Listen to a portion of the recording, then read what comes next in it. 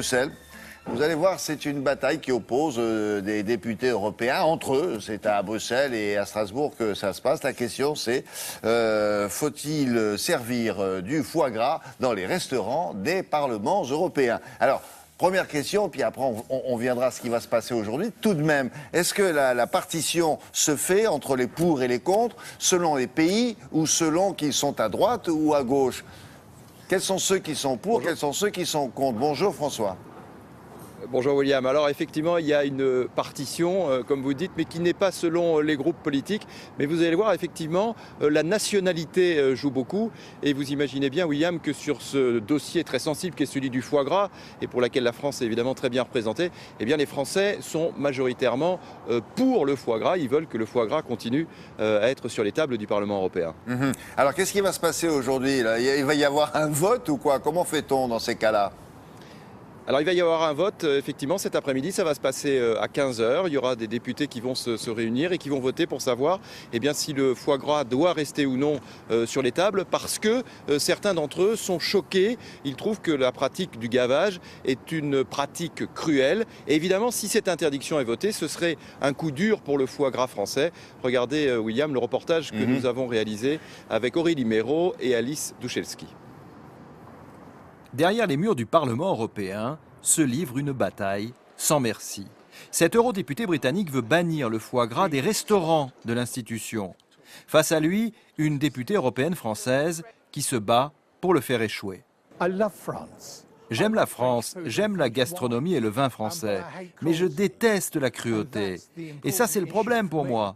D'ailleurs, 320 000 citoyens viennent de signer une pétition contre le foie gras. La France produit 75% du foie gras consommé. L'Europe produit 90% du foie gras consommé au niveau mondial. Et c'est un patrimoine culturel. Donc je défendrai le foie gras bec et ongle. L'enjeu, c'est donc de conserver ou non le foie gras dans les cuisines et sur les tables du Parlement européen. Une trentaine d'eurodéputés a déjà signé un texte demandant son interdiction. Une décision plébiscitée également par des ONG de défense des animaux. Ce sont des lobbying des producteurs de foie gras qui font que la Commission européenne, jusqu'à présent, n'a pas vraiment fait grand-chose pour remédier au problème de la souffrance animale. La décision d'interdire ou non le foie gras à Strasbourg et à Bruxelles sera prise cet après-midi. Les belligérants affûtent déjà leurs arguments. Alors, deux questions. La première, on ne savait pas conserver autant de foie gras dans les parlements européens. C'est quand même une matière assez chère.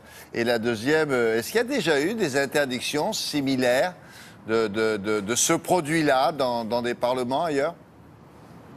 Oui, alors sur votre première question, William, évidemment, il y a du foie gras qui est servi. Alors, ce n'est pas évidemment à tous les repas, mais c'est souvent dans le cadre de réception, par exemple, que ça se passe ici à Bruxelles ou à Strasbourg. Et ailleurs, effectivement, dans le monde, par exemple, ici, en Belgique, le Parlement belge a décidé de bannir le foie gras, justement, de ces réceptions. Ce qu'il faut savoir, c'est que la production de foie gras est interdite à cause du gavage dans quasiment toute l'Europe, sauf dans les pays qui sont producteurs de foie gras, et donc évidemment la France. Et globalement, dans le monde, il y a des pays qui interdisent la vente du foie gras. C'est le cas par exemple de l'Inde, c'est le cas d'Israël. Il y a un débat très important également en Californie. Et donc globalement, William, dans le monde, l'interdiction du foie gras à cause du gavage est en train de progresser.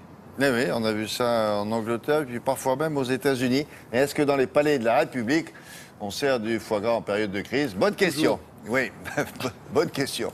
Merci beaucoup. À bientôt, François. La revue de presse de Patrice Romden. Maintenant.